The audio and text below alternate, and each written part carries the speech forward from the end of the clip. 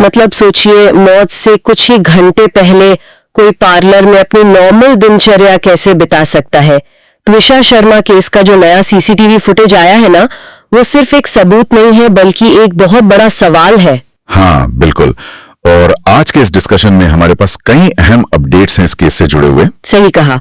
High court का अचानक से बीच में आना, फिर आरोपी पति का सरेंडर करना और एक दूसरा पोस्टमार्टम, और तो और अब सीबीआई जांच की सिफारिश भी हो गई है। तो बेसिकली आज हम बिना किसी पक्षपात की यही समझने की कोशिश करेंगे कि ये जो सारे कानूनी दांव पेच हैं वो असल में किस दिशा में जा रहे हैं, क्योंकि मेरा मतलब है कि ये सब एक चेन रिएक्शन की तरह हो रहा है। एक के बाद एक चीजें खुल रही हैं।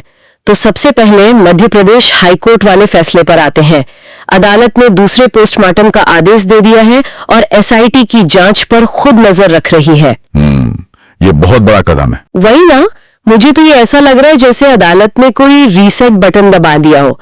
मतलब क्या पहली जांच या जो पहली रिपोर्ट थी उसे पूरी तरह से खारिज कर दिया गया है? देखिए, इसे रीसेट बटन कहना पूरी तरह से सही नहीं होगा, क्योंकि कानूनी प्रक्रिया में ऐसा नहीं होता कि दूसरी रिपोर्ट आ गई तो पहली रिपोर्ट की कोई वैल्यू नहीं रही। अच्छा, तो फिर दोनों रिपोर्ट्स रहेंगी? बिल्कुल, पहला पोस्टमार्टम भी केस डायरी का हिस्सा ही रहता है। अदालत असल में जो कॉन्ट्रडिक्शन होता है ना, मेरा मतलब है कि दोनों रिपोर्टों के बीच के विरोधाभास को देख रही है। तो मतलब दूसरा पोस्टमार्टम इतना आम नहीं है? बहुत रेयर है। ये तभी मंजूर होता है जब मृतक के शरीर पर जो चोटें हैं और पहली रिपोर्ट में जो लिखा है उसमें बहुत बड़ा अंतर लगने की गुंजाइश हो। ओहो, तो हाईकोर्ट ये पक्का कर रहा है कि फोरेंसिक सबूतों के साथ शुरुआत में ही कोई छेड़छाड़ न हो पाए। एकदम सही, और इसी सख्ती का असर अब हमें जमीन पर भी दिख रहा है। हाँ वो तो है। हाईकोर्ट के इस कड़े रुख के बाद ही त्विषा के पति समर्थ सिंह ने जबलपुर कोर्ट में सरेंडर कर दिया। पुलिस अब उन्हें भोपाल ले जा रही है। लेकिन एक बात ने मुझे बहुत उलझा दिया है। बार काउंसिल ऑफ इंडिया यानी बीसीआई ने समर्थ सिंह को लीगल प्रैक्टिस से सस्पेंड कर दिया है। हाँ, ये एक बहुत अहम डेवलपमेंट है। पर मुझे ये समझ नहीं आ रहा कि अभी तो ट्रायल शुरू भी नहीं हुआ है। अपराध साबित होना तो दूर की बात है, तो बिना दोष साबित हुए बीसीआई किसी को सस्पेंड कैसे कर सकती है? ये बहुत ही जायज सवाल है। यहाँ पर हमें क्रिमिनल गिल्ट और प्रोफेशनल मिसकंडक्ट के बीच का फर्क समझना पड़ेगा। मतलब आपराधिक दोष और पेशेवर कदाचार। हाँ देखिए, बीसीआई कोई क्रिमिनल कोर्ट तो है नहीं। उसे ये साबित नहीं करना कि हत्या हुई है या आत्महत्या। ठीक है। जब किसी वकील पर हत्या या दहेज उत्पीड़न जैसे गंभीर आरोप लगते हैं तो वो मॉरल टर्पिट्यूड के दायरे में आ जाता है। एक वकील अदालत में न्याय का अधिकारी होता है। तो अगर उस पे इतने गंभीर आरोप हो और वो प्रैक्टिस करता रहे तो पूरी न्याय व्यवस्था की विश्वसनीयता पे ही सवाल उठ जाएगा। बिल्कुल। इसीलिए जब तक वो बेदाग साबित नहीं हो जाते, ये सस्पेंशन एक तरह से कानूनी पेशे की गरिमा बनाए रखने का तरीका है। समझ गई। यहाँ पर मामला वाकई बहुत दिलचस्प हो जाता है। एक तरफ तो पेशेवर साख गिर रही है और दूसरी तरफ सबूतों की दुनिया पूरी तरह से दो हिस्सों में बंटी हुई है। हाँ, परिवार वाले सीधे तौर पर दहेज उत्पीड़न और हत्या का आरोप लगा रहे हैं, जबकि ससुराल पक्ष इसे आत्महत्या बता रहा है। और इसी बीच वो सीसीटीवी फुटेज सामने आता है जिसका मैंने शुरू में जिक्र किया था। एक महिला अपनी मौत से कुछ घंटे पहले पार्लर जाती है और एकदम सामान्य दिख रही है। ये फुटेज बहुत क्रूशियल है। वही तो, ये सुसाइड बनाम मर्डर वाली थ्योरी को पूरी तरह से उलझा देता है। देखिए, इस फुटेज को ना हमें सिर्फ एक वीडियो की तरह नहीं देखना चाहिए। फोरेंसिक साइकोलॉजी में इसे बिहेवियरल एविडेंस माना जाता है। एक टर्म होता है मास्किंग।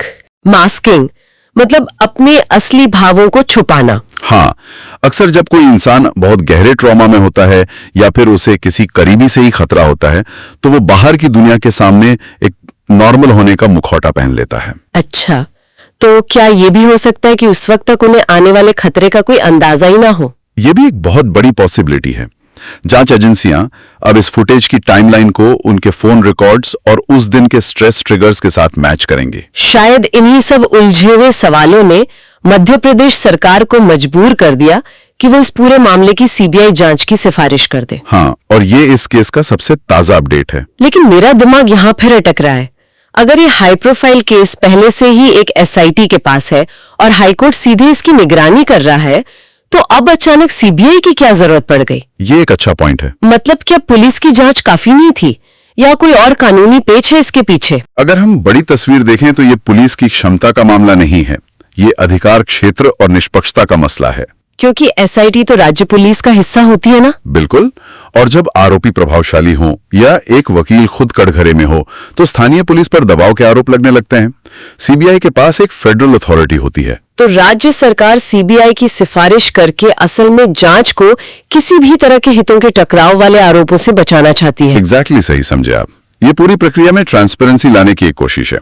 लेकिन एक बात सोचने वाली है, जब किसी एक केस में एसआईटी, हाईकोर्ट और अब सीबीआई जैसी कई बड़ी एजेंसियां एक साथ शामिल हो जाती हैं, तो क्या इन सब का एक साथ आना सच्चाई को जल्दी बाहर लाएगा? ये कहना मुश्किल है। वही ना, कहीं ऐसा तो नहीं कि एक ही सबूत को अलग अलग नजरियों से देखने और एजेंसियों के बीच अधिकार क्षेत्र की खींचतान के चक्कर में ये पूरी कानूनी प्रक्रिया बस एक नौकरशाही उलझन बनकर रह जाए और न्याय की रफ्तारी धीमी पड़ जाए। बिल्कुल, ये एक ऐसा सवाल है जिसका जवाब हमें आगे आने वाले दिनों में ही मिलेगा और इस पर हमें नजर बनाए रखनी होगी।